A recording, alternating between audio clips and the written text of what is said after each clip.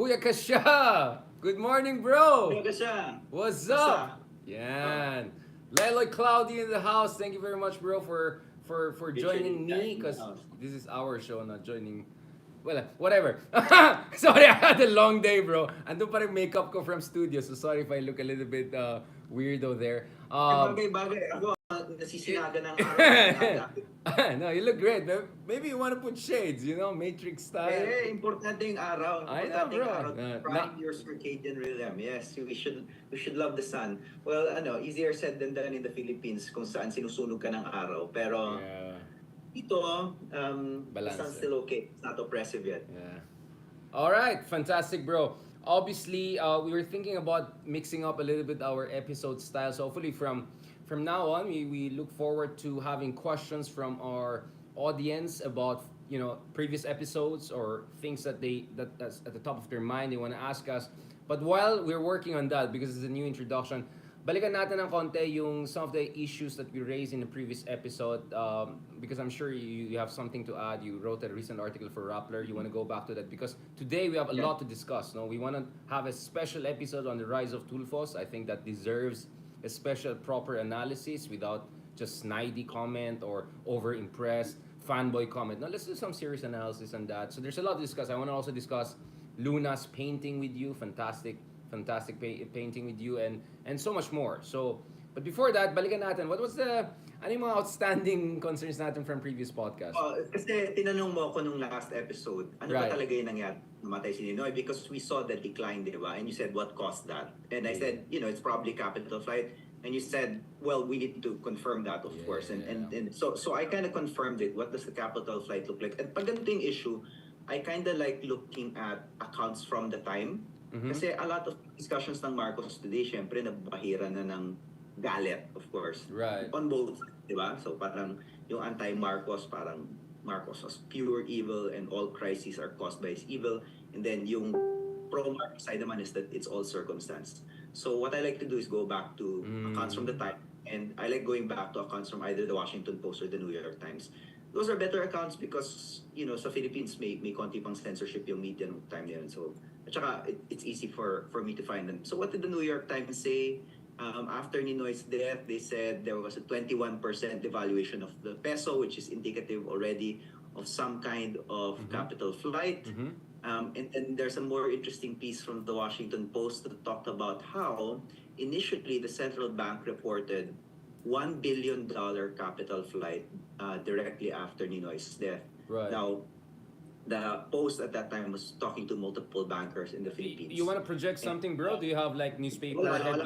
Walang kailangan i-project. Okay, sure. If you, I can link people to the Yeah. Rappler article where we went through it. Pasend yung link But na lang, yeah, we forward Tapos, our audience.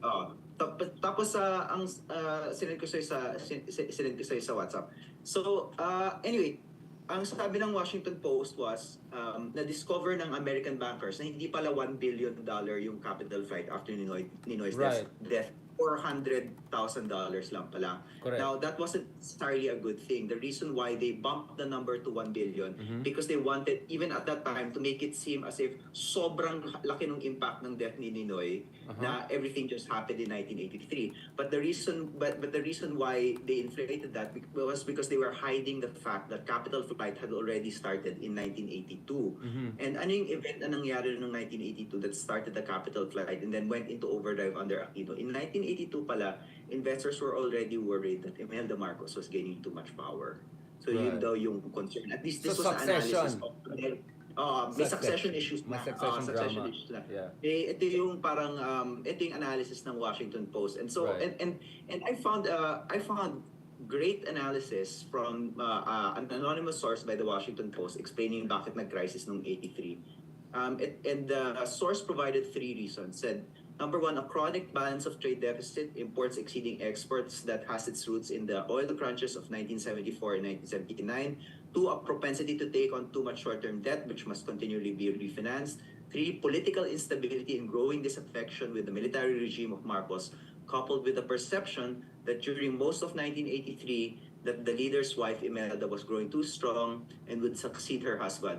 Capital flight, the banker said, started in 1982, but the Aquino assassination was merely the accelerated. the last Yeah, the last last straw. straw. And parang you might say, okay, that's an account from a right-wing banker, whatever, or a conservative banker, and syempre banker's perspective.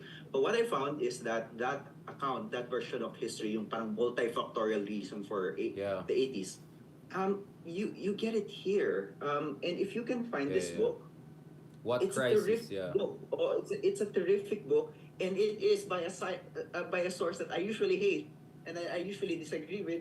Get this, Richard, Ibon Databank, our Hey, friends love at natin mga yan. Wag ganon. our, Love ko our mga friends at yan. Ibon, because I Si of Sunny course Africa in the house. I'm a critic of the left, but Patay. Ibon at this time was doing amazing work. This is Research, an yeah. amazing.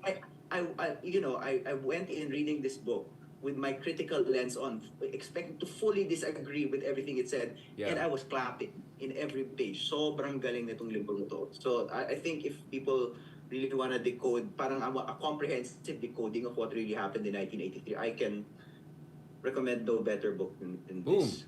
Yeah, actually from Friends, the our cover I friends. was wondering is like that's quite a gimmicky cover. I was wondering sino kaya nagsulat niya. Doesn't look like a university press publication, right? It's like okay, Ibon Well, makes sense. Yeah. uh, uh, Hey, shout out to Ibon Friends, by the way. They were so kind kasi, di ba they had a paper on Duterte Garks and I kind of like commented like, hey, copyright ko yan. Because I'm the first one who coined Duterte. And they were nice enough. They responded, no? They said, oh, sorry, we didn't see your work. It's like, hey, no, they're super nice. I look forward actually to talking to Sunny Africa separately, siguro in podcast. Who knows? Maybe we can all be together.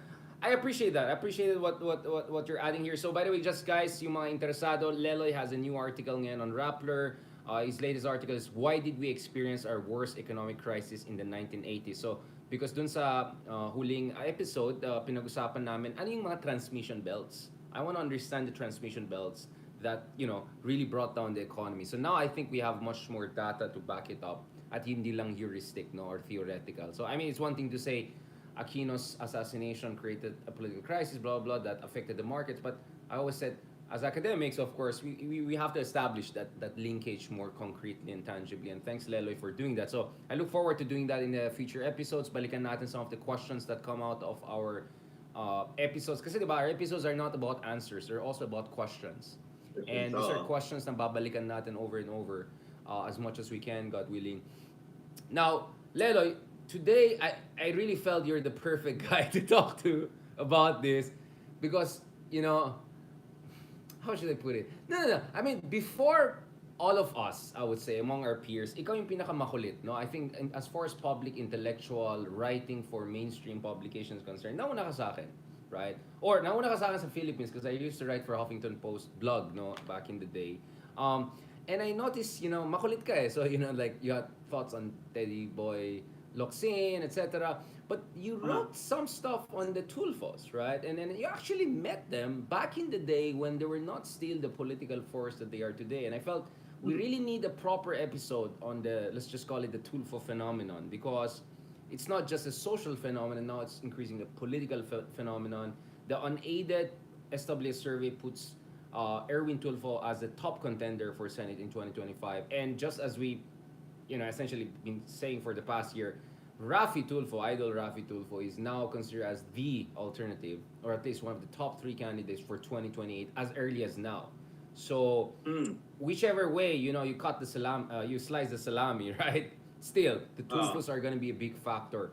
So now I want to ask you, before we do the sociological analysis, the political analysis, the long-term scenario building analysis, Lele, can you tell me a little bit about the circumstances of you meeting them and what was your reading of them? And why did you even bother to reach out to them? Because sikat sila and gusto mong ano? It's like, Okay, is this like, yeah. Tell me about it, bro. Go. In 2000, early 2000, so I'd say parang maybe as early as maybe 2010 or maybe 2011, every time sumakay ako ng taxi sa Pilipinas, wala pang Uber noon, di ba? Correct. Tapos, time ni Rafi Tulfo, ang pinapakinggan nila Wanted sa radyo. Ano yan, non-stop yan. Everybody was listening to Wanted sa radyo. At saka makikita mo naman sa ratings.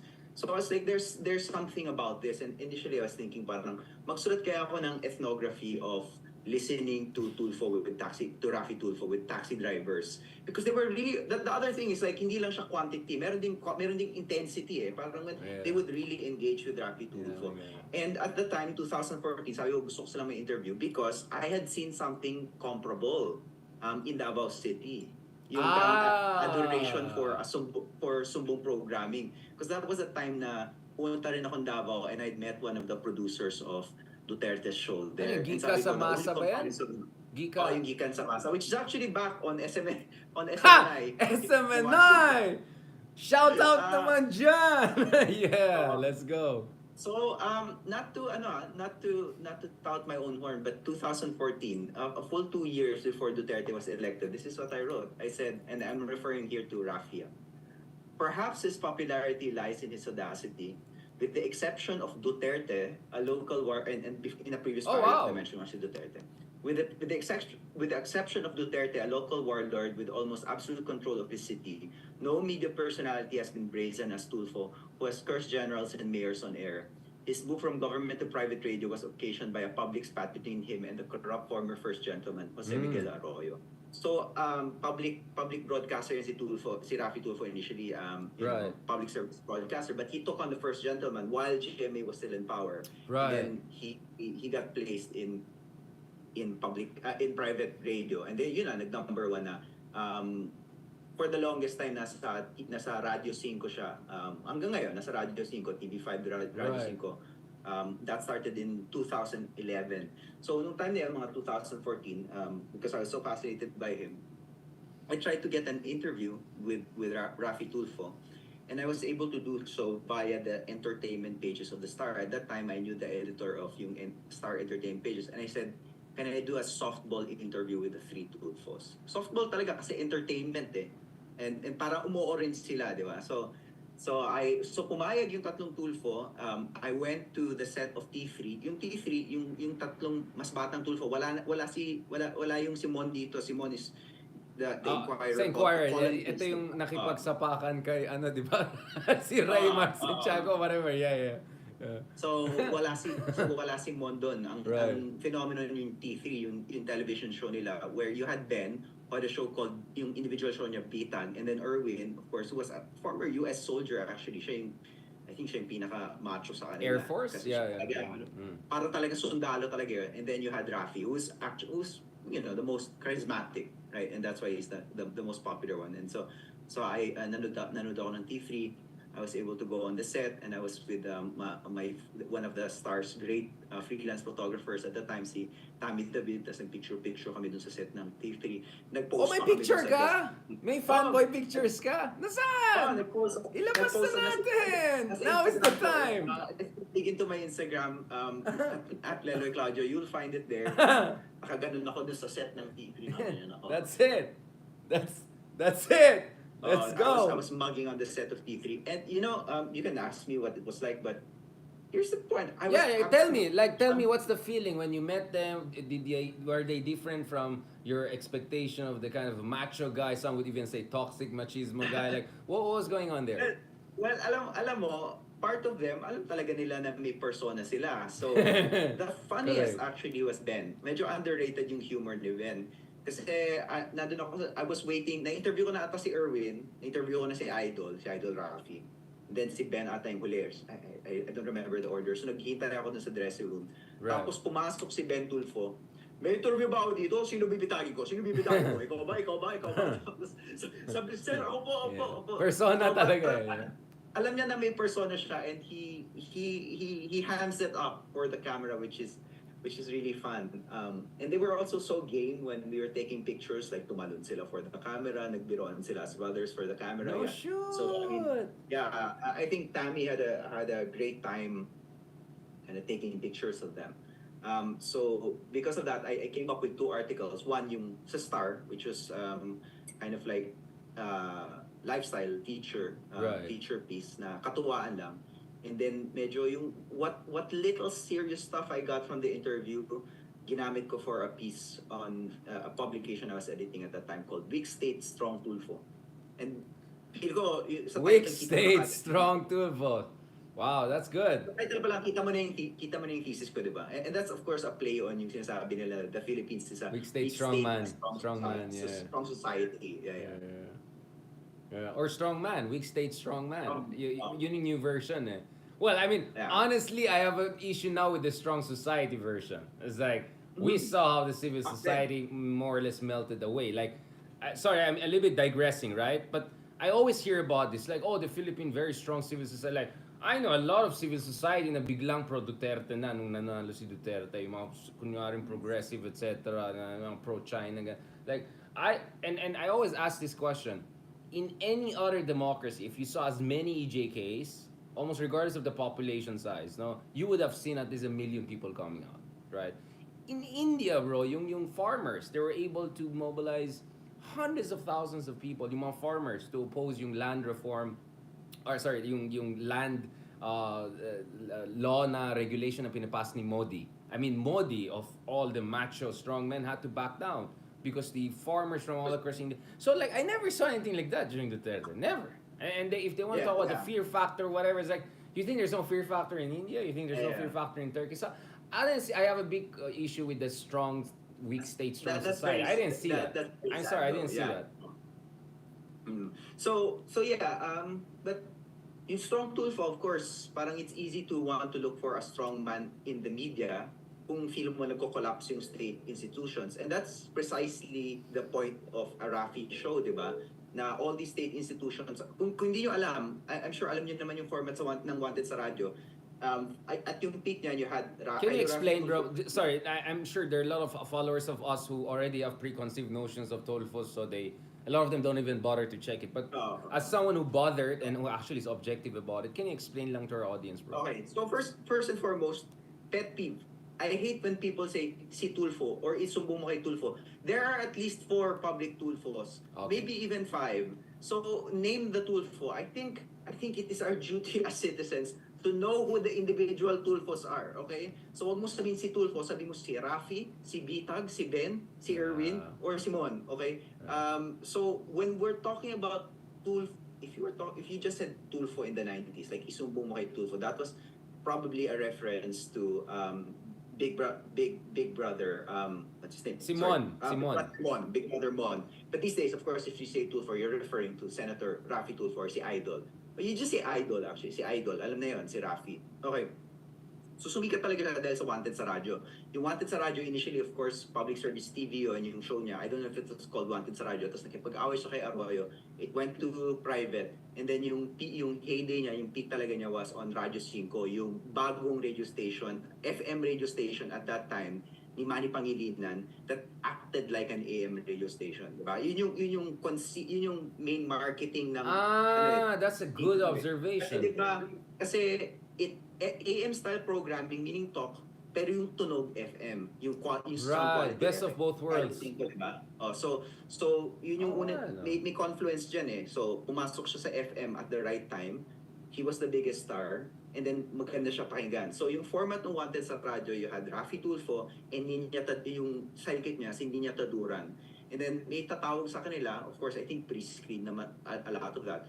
And then magrereklamo sila kay Rafi about whatever, something that happened to them. For example, binastos sila ng employee nila, ayaw ibigay yung benefits. Or merong pulis na sinuhulan sila, ganyan. So ang gagawin ni Rafi, tatawagan niya yung responsible and he's going to seek justice or a resolution right there and then. And of course, that's appealing because nga, yun nga, weak state, di ba? Mabagal yung state. It doesn't do much.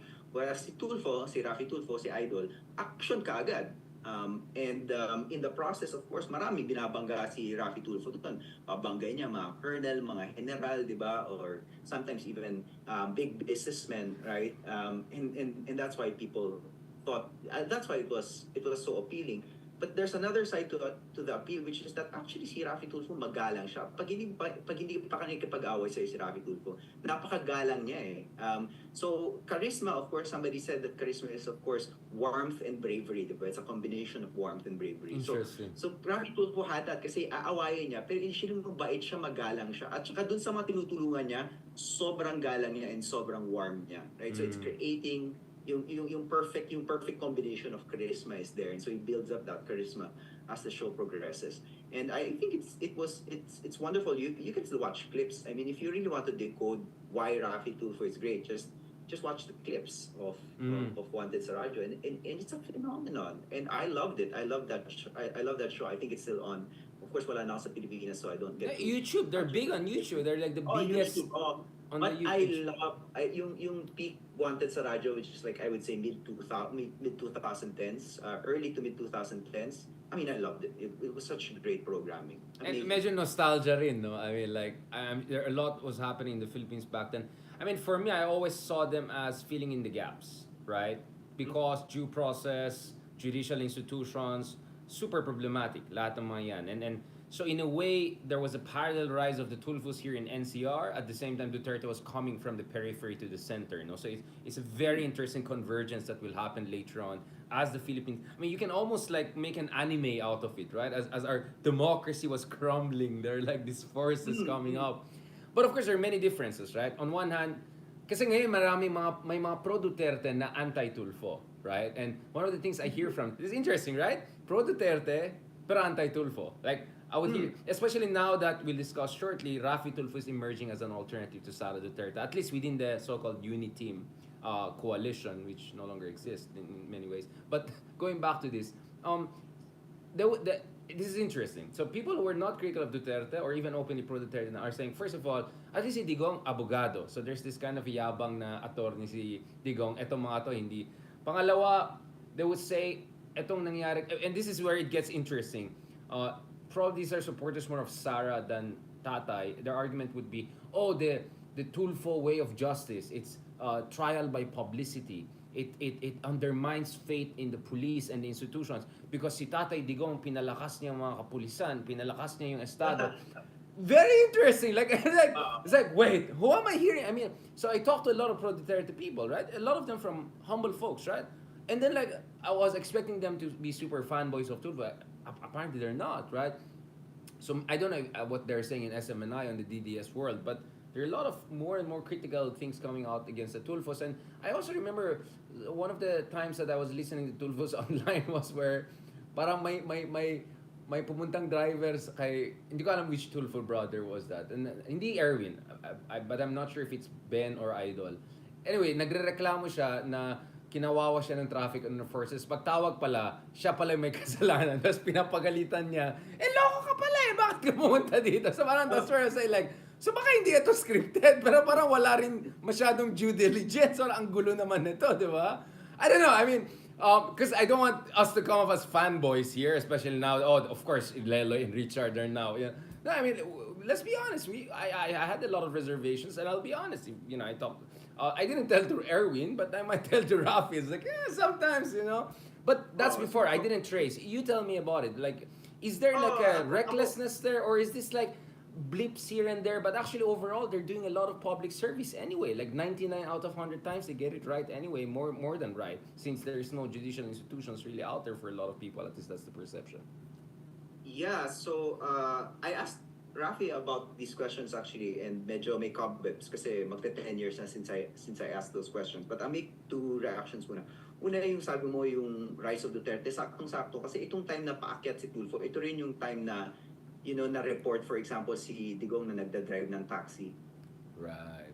sa Davao. This was around yung 2010. So, he was mayor, is driving around the taxi. Right. And then of course, if there's a difference between yung show ni Digong sa ABS-CBN Davao at that time and yung show ni Rafi on TV5 and on Radio 5. So yung T3 at saka yung Wanted sa radio. It was that I guess may authority si Digong tugunan yung mga reklamo kasi at that time Digong was mayor. So parang yung kanyang TV show is effectively a public consultation with the mayor, which a mayor should do, di ba? And if a mayor can do something to act on those complaints of the people, he should act. So in a way, there's no blurring of duties in the Duterte show by virtue of his mandate and his elected position, right? Right. Even if yung is kind of similar. Of course, yung other difference is mas malakas magmura, mas malakas magmura si Duterte at mas madalas masuspend yung kanyang show kaysa sa show ni Rafi. Although nasuspend din yung T3 nung sinindak nila si Raymart Santiago on TV, tawa ko ng tawa doon. That's my favorite Kasi moment. binugbog yung kakuyan nila eh. So, I mean, even ako, If ako pag binigbog kuya ko, No, wala na. Let's go. my favorite moment ever in Philippine was yung sinindak ng tatlong tulfo si Raymart Santiago. If you can find that, tatawa ka na tatawa ka. Kasi, Tsaka bro, yung kay Cesar Montano, di ba? tinawag Hinamon ni si Rafi. Cesar tsaka kapatid niya. Alala mo yan, yung Cesar Montano naman yung kawayatan nila or something. I'm getting it right, right? Cesar Pero Montano. yung Raymart Santiago, tinawag ni Idol si Raymart na ikaw ha, mag-ingat ka, Raymart Barreto ha. Baka yung puwet mo, nasa mukha mo na pagkatapos mo makasama. Oh, shoot! Oh, wala na. Suspended na yan. Na-suspend sila doon. So anyway, both would get suspended naman pero mas madalas masuspend si Digong. So of course, that begs the question, ano yung karapatan ni Rafi? Hindi siya elected mayor, hindi siya abogado. And dalawa yung sagot ni Rafi dyan. Una, sabi niya, tinanong ko sa kanya, Sir Idol, meron po ba kayong legal training to do this? Kasi sometimes you're para kang judge, nag-arbitrate ka, may complaint yung citizen, may defense yung police based on kind of like yung legal defense ba ng police. Ang sasabihin niya, unang-una, I've been doing this for years, for decades. After a while, alam ko na yung mga local ordinance. Parang meron akong grasp of it. So merong element of on-the-job training dyan. At saka ako, both of us, we don't believe that experts, this is one of the themes of our show, di ba? Hindi lang naman experts yung may karapatang mag-weigh in on things. If you study it, and if you study it well, you can weigh in on things, di ba? So, let's not... I mean, that's how our show started, right? Questioning some people claiming monopoly. Yeah. So let's not get into this habit of saying only lawyers can weigh in on legal issues. I think, what Rafi has shown us is that you can actually learn the law. Lalo na, hindi naman ito Supreme Court level law eh. Yeah. Ang alam ni Rafi is yung everyday law, yung proseso ng police, di ba? Yeah, yung piskal, dali mo sa piskal, ganun. Yung rules ng dole. Gamay na gamay niya yung rules ng dole kasi ang daming labor complaints dyan. Laws about domestic violence. Ako kasi ang daming, marami ring battered women.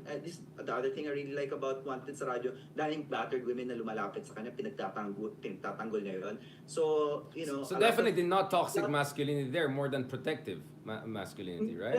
Macho pa rin because there's this idea of this chivalrous man defending the woman, right? But at least, gentleman.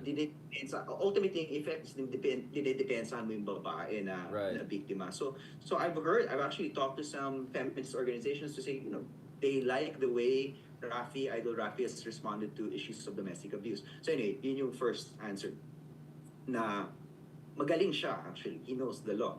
And then yung second answer is, hindi naman extrajudicial, I don't think extrajudicial yung ginagawa eh. Kasi usually, i-refer yung mga kaso sa proper authority eh. So for example, kung Pasig City, at saka may corruption sa City Hall, he has a very good working relationship with Mayor Vico. So ilang beses ko na narinig sa show. Hindi ko alam nila. Hindi ko alam nila. So Vico has a good relationship with Tulfos. Okay. It's a small world. Mayor Vico has an excellent relationship with Idol Rafi. Just go on YouTube, Rafi Tulfo, Mayor Vico.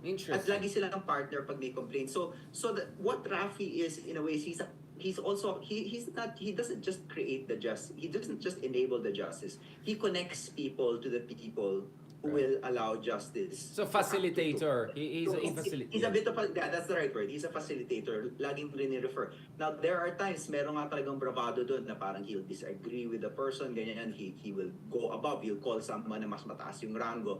And then, so that of course is just Rafi's power. That's the power of the radio, that's the power of his celebrity. But, it's not as if walang proseso, merong proseso. You can disagree with the process. Yeah. But it's imperfect. I mean, you might get it wrong here and there. Yeah, but overall, yeah. It's not as if bara siya. What about, thank you for that. I mean, actually, I'm looking at your article, the Tulfo Bros, Hecklers or Heroes. Maybe now you have, mukhang I can see where you're going in terms of that question, right? Hindi ako yung nag-title nun. I think yung editor yung sila ba yan? It's a good title, yeah. Okay, that's it. But I like it. It's catchy. It's catchy because it kind of shows the duality there. But of course, heckling is probably part of extracting accountability from a broken political system sometimes or judicial system. By the way, I really like the Vico Soto part because he's actually also reinforcing or helping good governance examples in that sense. And there are times that he also sides with Risa or he sides with where the country should be on many issues. Now, the other question, and probably someone would say this is unfair, but The other question would be what they represent, the symbolism of the Tulfo approach. Again, of course, they're not monolithic. Each of the brother has a different approach. They could be very diverse. They could complement, etc. They could sometimes contradict, not necessarily be on the same page. But the general impression I get from critics of the Tulfos is that even if I argue to them like X, Y, and Z, which is what exactly you argued, they'll say, yeah, but still they represent that very thing, that kind of penal populism, which kind of reminds them of Duterte too. So it's like a variation on a theme. That's the argument of the critics there. What do you say on that? Or you would say, no, actually, it's not a variation of theme. It's something very different. I mean, if there's some big difference between Duterte and Tulfos, what is it? I mean, I think you already said there's no extrajudicial with the No Tulfos. extrajudicial killing. Nung nagsimula, of course, may mandato si Digong, yung Tulfos walang mandato, 'di ba? But ngayon meron ng mandato si Rafi, so actually it's interesting to look at how he uses that, how Like, that like if he were to be a president in 2028, my sense is he won't do EJKs, right? he won't do EGKs. I mean, meron naman talagang element ever since that he's a lighter version, he's a nicer version of Duterte, right? He's always been a nicer version of Duterte. Another similarity is of course yung connection nila with Mindanao, di ba? The Tulfos are military kids. So umikot-ikot din ng Pilipinas growing up. And so as a result they speak, ito isa pang advantage, di ba? Si Jojo Abenales always said that the great power of GMA was that she was multilingual in Philippine Yeah. languages. The Tulfos have that. Kasi Polyglot. military branch. Polyglot. Kung saan. And I think, if I remember correctly, if you, depending on which Tulfo you talk to, iba ang hometown niyan. Kasi they grew up in different places. Yeah. And because they had so many languages, they actually had secret languages na sila lang yung nagkakaintindihan, ganyan. Right. Because it's a very unique Yeah. childhood. Like, Well, I mean, their mom is exposed- Japanese. I got to know that when I was talking to Erwin. Like, what? I didn't know that. But actually, it makes sense. Diba? Because the mom daw is super nice. She's the one that's helping people. And ayon kay Erwin, yun yung nag-inspire sa kanya to have this kind of public spiritedness. Like yung tatay. And then tatay Ilocano background, military. So, you know what I'm saying? So, I don't know if they can speak Chabacano and Bisaya at the same time, aside from other language. I don't know about that. But if they can speak Bisaya, that's a big advantage. Alam ko definitely si Rafi may Chabacano. Alam mo si Rafi. Right. So yun nga. So meron yung Duterte element yan, multilingual, 'di ba, capacity to connect with Mindanao. So kung maging presidente si Rafi, there are so many models here, 'di ba? There's the kind of multilingualism of Arroyo, yung pagkasiga ni Duterte. There's also the Ramon Magsaysay thing of, kausapin niyo ako presidente, magreklamo kayo sa akin. My duty is to respond to your complaints, Accessibility, diba? yeah. O yung kind of accessibility. So those are the particular those are the particular, I think, political traditions that Rafi can draw from should he want to run for president. I find it interesting. I don't know what he's like. Hindi pa ako completely knowledgeable about what he's like as a politician. Ang inaral ko talaga yung kanyang media personality. Yeah. But his positionings are pretty good, right? I mean, again, I'm very objective about this. I was taken by the media, kasi there's just something about, sumakay ka ng taxi, yung pinapakinggan, tapos tuwan-tuwa yung mga tao. Madadala ka rin eh. Manhid ka na lang kung hindi ka madala eh. And I know there are people who are going to say, media pa rin yan, corrupt lahat ng media, ganyan-ganyan. Mayaman yan, hindi naman yan nakakaintindi ng pinagdadaanan ng mga mahihirap, ganyan. And we shouldn't trust mainstream Philippine media because mainstream Philippine media, I know there are complaints, but what I'm talking about is the phenomenon of being in a cab multiple times with people who just love the guy and just thinking, wow, this is a phenomenon, and you should try to enjoy what your compatriots are enjoying if you can. And in that particular case, I did enjoy what my So he doesn't remind you of the Tito Fortuner, Tito Montero, person. I literally found the Montero with the DDS. Si Ben for me si Ben may element talaga of parang DDS.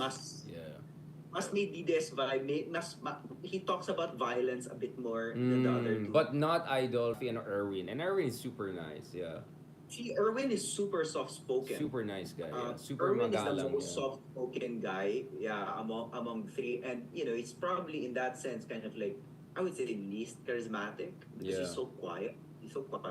But he's actually, I mean, he's probably the scariest because No, but he's the Erwin one. now is considered as number one dun sa unaided, and I think he did very well as a DSWD secretary. I mean, rapid response, literally rapid response. He was there when there were like natural disasters. He was immediately there. I think he did very well as DSWD secretary. I was very impressed.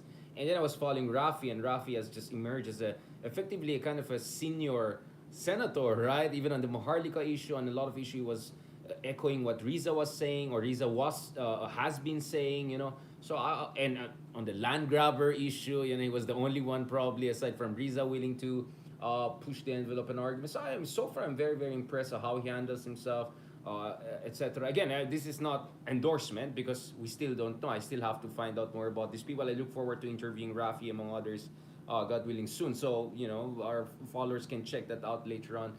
I'll talk to him more about those issues. But going back to this, Leloy, don't you do you think a part of this is like, is this a belated recognition of their emergence, how well they're doing politically right Ako, now? I was like, ako, kung nagugulat ka sa Tulfo phenomenon, medyo manhid ka. yeah, Because ako nga, I've been, itong article ko, 2000, hindi pala 2013, 2014, 2013 pala. So I've been saying this, 2013, bro, yeah, June, I've been saying this for 10 years. This is like the biggest exactly. political phenomenon. I think what happened was, I thought na ito yung biggest political phenomenon. Tapos nagulat ako because something from Davao happened. And then nakalimutan natin that there was the Tulfo phenomenon, right? Because Duterte was so big. Pero now of course, na wala na si Digong, tapos na yung term, pwede na tayong bumalik dun. So, pwede na natin ma-recognize what was happening in the early to mid-2000s. Yeah, I like that you clarified that. I mean, the thing here is, I mean, for me, again, the Tulfos feed into this expectation of, I call it developmental leadership, right? Like, the argument is simple. Ang Pilipinas ay mahirap pang bansa, although technically we're middle income, papuntang upper middle. But the idea is that pag nandun ka sa initial stages of economic takeoff and development, kailangan mo ng decisive leaders to fill in the gap for institution building, right?